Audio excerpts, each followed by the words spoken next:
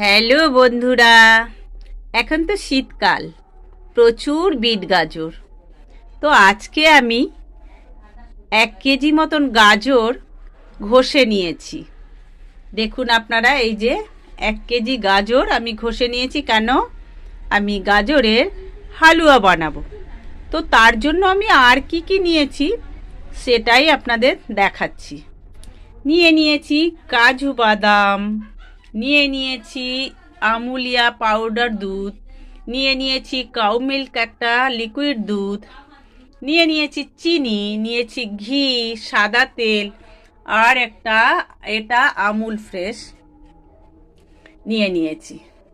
তো এবার আমি এই গাজরের হালুয়াটা কিভাবে বানাচ্ছি সেটা আপনাদের দেখাবো। গাজরের হালুয়া মোটামুটি সবাই জানে, তবুও আমি বানাচ্ছি, আমি আমারটাই দেখাচ্ছি আপনাদের।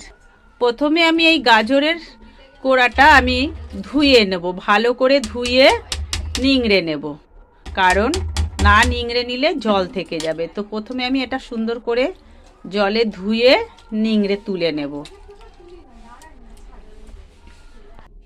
তো আজকে হবে 1 কেজি গাজরের হালুয়া। তো গাজরটা আমি প্রথমে কুড়ে নিয়েছি, তারপরে সুন্দর করে এইভাবে জলটাকে নিংড়ে তুলে নিয়েছি। আমি এবার গ্যাস চুলাটা জ্বেলে দিয়েছি এবং কড়াইটা গরম হয়ে গেছে। আমি একটু ঘি দিয়ে দিলাম,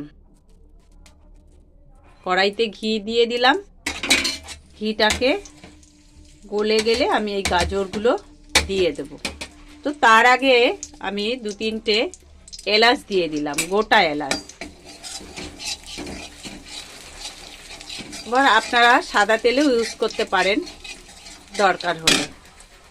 আমি এই গাজরের, এবার ঘিটা গলে গেছে, গাজরের এটা দিয়ে দিলাম। ঘিয়ের ভিতরে গাজরটা ভালো করে ভেজে নেব, দরকার হলে আরও একটু ঘি এবং না হয় সাদা তেল দিয়ে নেওয়া যাবে। আগে এটা ভালো করে ভাজতে হবে, এই ঘি দিয়ে বা সাদা তেল দিয়ে। ঘিটা দিলে কি হবে, গাজরের যে গন্ধটা সেটা আর পাওয়া যাবে না এবং খেতে ভালো লাগবে। ঘিয়ের গন্ধে সেই গন্ধটা চলে যাবে। তো এবার আমি এটা প্রথমে ভেজে নিই, আর একটু সাদা তেল পরে দিয়ে দেবো। এখন একটু ঘি দিয়েছি, ঘিয়ে নাড়তে থাকি। যখন ভাজা ভাজা হয়ে যাবে তখন আমি দুধ মিষ্টি সব দিয়ে দেবো।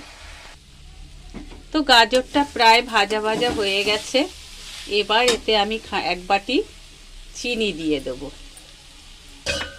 চিনিটা দিয়ে দিলাম, চিনিটার সাথে সাথে নাড়তে থাকলে ভালো হবে। তারপরে আমি খানিকটা দুধও দিয়ে দিলাম।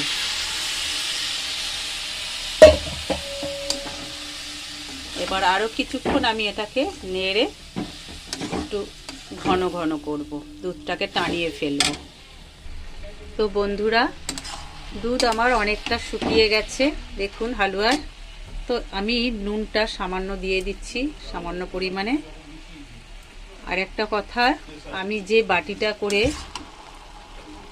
চিনি দিয়েছিলাম, এই বাটিটার আমি 2 বাটি চিনি দিয়েছি 1 কেজি গাজরে। মোটামুটি 250 মতো চিনি আর 1 কেজি গাজর। 2 বাটি চিনি না দিলে মিষ্টিটা কম হয়ে যাবে। তো আমি নুনটা দিয়ে দিয়েছি। এবার আমি কাজু কিশমিশটাও দিয়ে দিলাম। এবার আমার দুধটা একদম শুকিয়েই গেছে, আমি আর একটু পাউডার দুধও দিয়ে দিলাম।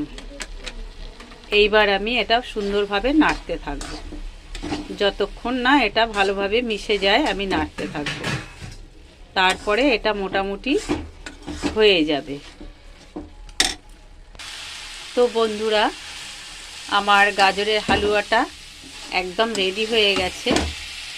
আমি আর একটু সামান্য ঘি দিয়ে দেব, যাতে সুন্দর একটা ঘিয়ের ফ্লেভার আসে। এবার আমি এটাকে নামিয়ে নেব একটা পাত্রে। তো হালুয়াটা আমি পাত্রে নামিয়ে নিয়েছি। দেখুন একদম রেডি হয়ে গেছে আমার গাজরের হালুয়া।